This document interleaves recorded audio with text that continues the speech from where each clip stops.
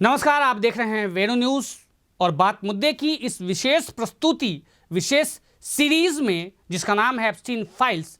इसमें आपको बताएंगे कि एप्स्टीन फाइल्स है क्या और क्यों ये दुनिया में अचानक ही बहुत ज़्यादा चर्चा में आ गया है।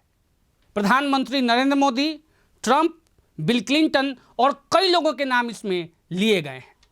किन किन के नाम लिए गए हैं और क्या क्या आरोप है, सब बताएंगे, बने रहिए।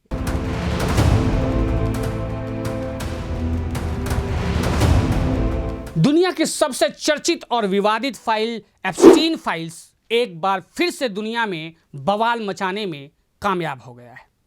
कामयाब इसलिए मैं कह रहा हूं कि इसमें सच कितना है, इसमें झूठ कितना है, यह अभी बिल्कुल साफ नहीं है। लेकिन एक ईमेल या कुछ तस्वीरों के माध्यम से कई बड़े बड़े लोगों पर आरोप लगाए जा रहे हैं। और यह जेफरी एप्स्टीन था कौन?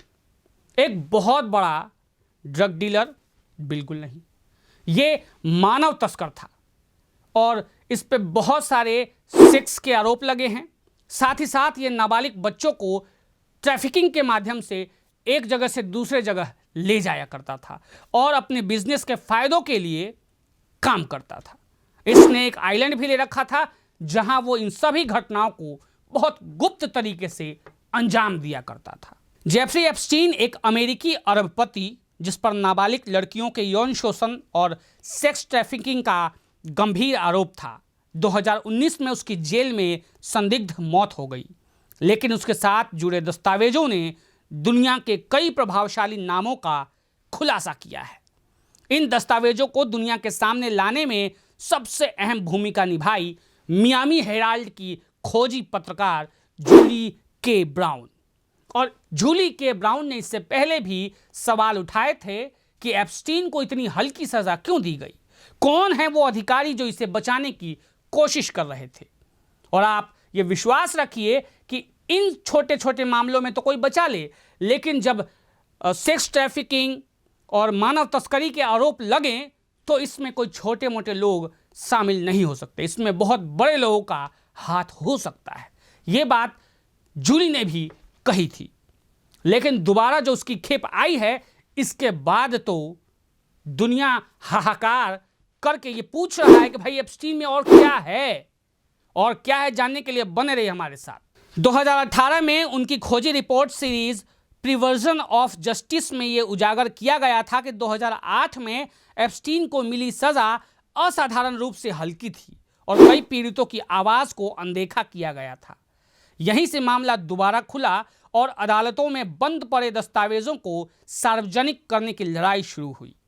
सालों तक सीलबंद रखे गए अदालत के रिकॉर्ड, गवाहियां, फाइल्स, लॉग्स, ईमेल और बयान, यही सामूहिक रूप से आज एप्स्टीन फाइल कही जा रही है। और इस फाइल के आने के बाद बहुत लोगों के जो सांसें हैं वो गले में अटक गई है कि अब क्या होगा, अब क्या खुलासे किए जाएंगे। लेकिन यहां एक बात बहुत जरूरी है कि किसी दस्तावेज में नाम आने भर से अपराध साबित नहीं हो जाता।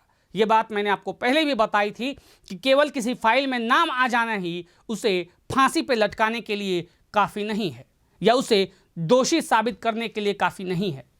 नाम किस संदर्भ में आया और जिस संदर्भ में आया उसके सबूत क्या हैं, क्या वो सबूत वैलिड हैं या यूं ही बस नाम ले लिया गया, मुंह से कुछ भी कह दिया गया। एक मेल में तो मैं भी किसी को कुछ भी कह सकता हूं, लेकिन उस मेल के सपोर्ट में मैं क्या सबूत दे रहा हूं, यह सबसे ज्यादा अहमियत रखता है। अदालतों में दायर याचिकाओं और मीडिया दबाव के बाद 2023 और 24 में कई दस्तावेज सार्वजनिक करने के आदेश दिए गए।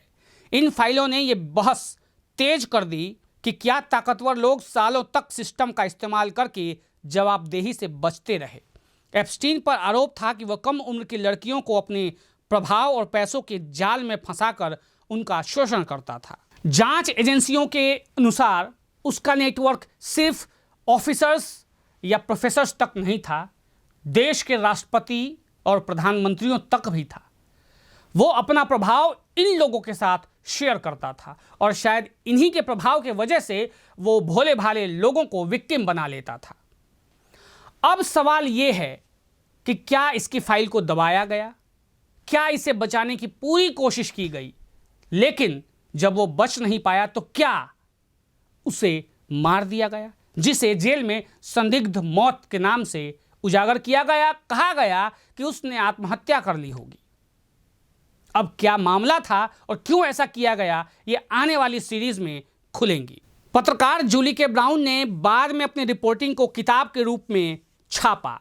उनकी जांच में दुनिया को यह दिखाया कि खोजी पत्रकारिता किस तरह बंद दरवाजे खोल सकती है। एप्स्टीन फाइल हमें यह याद दिलाती है कि किस तरीके से सत्ता और पैसा मिलकर सिस्टम का दुरुपयोग कर सकता है और किस तरीके से यह मानवता के लिए भी बहुत खतरनाक है। हालांकि अभी कुछ भी कहना बहुत जल्दबाजी कही जाएगी, क्योंकि जांच अभी जारी है, बहुत सारे रिसर्च अभी किए जा रहे हैं और सच का बहुत बड़ा हिस्सा आना अभी बाकी है। यह हो सकता है वो सच का बहुत बड़ा हिस्सा झूठ का बहुत बड़ा हिस्सा कहा जाए या बहुत बड़ा खेल साबित हो।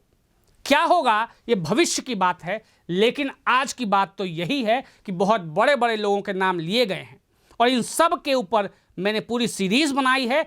आप आगे आने वाले सीरीज में इसे देख सकते हैं और किन किन लोगों पे क्या क्या आरोप लगाए गए हैं वो सब मैंने बताया है। धन्यवाद, बने रहिए वेणु न्यूज़ के साथ।